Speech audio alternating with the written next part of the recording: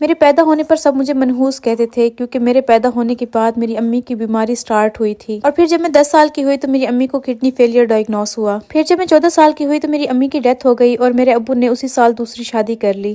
دوسری امی کا رویہ کوئی زیادہ خاص اچھا نہیں تھا، اور میرے ابو کی دوسری شادی کے 4 سال بعد میری بڑی بہن گھر سے بھاگ گئی۔ میری بہن کے بھاگ جانے کے بعد مجھے بہت سی پرابلمز فیس کرنی پڑی۔ سب میری بہن کے بھاگ جانے کا ذمہ دار میری دوسری امی کو ٹھہراتے اور میری دوسری امی ان سب کی بھڑاس پھر مجھ پر نکالتی۔ امی تو اللہ کے فیصلے سے چلی گئی تھی، لیکن میرے ابو بھی مجھ سے بہت دور ہو گئے۔ ان کو امی کا رویہ اور میری ضروریات کچھ بھی نظر نہ آتا، وہ ان سب چیزوں سے نظریں چرانے لگے تھے۔ میرے ابو گھر سے باہر رہتے، جاب کے بہانے رات کو دیر سے گھر آتے۔ میں ایک اچھے خاصے نامی گرامی خاندان سے تعلق رکھتی تھی، لیکن اس سب کے بعد سب مجھے شک کی نظر سے دیکھتے تھے۔ اس وقت مجھے ایک لڑکا پسند تھا جس سے میرے گھر والوں نے میری شادی نہیں ہونے دی۔ حالانکہ وہ رشتہ بھی لایا تھا، لیکن میرے ابو نے یہ بات کہہ کر انکار کر دیا کہ اس کے پاس تو صحیح جاب بھی نہیں ہے اور اس کے پاس تو گاڑی بھی نہیں ہے۔ میری بڑی بہن جو کہ گھر سے بھاگ گئی تھی، وہ گھر واپس آ گئی۔ اس نے ڈائیورس لے لی اور ایک نارمل لائف گزارنا شروع کر دی۔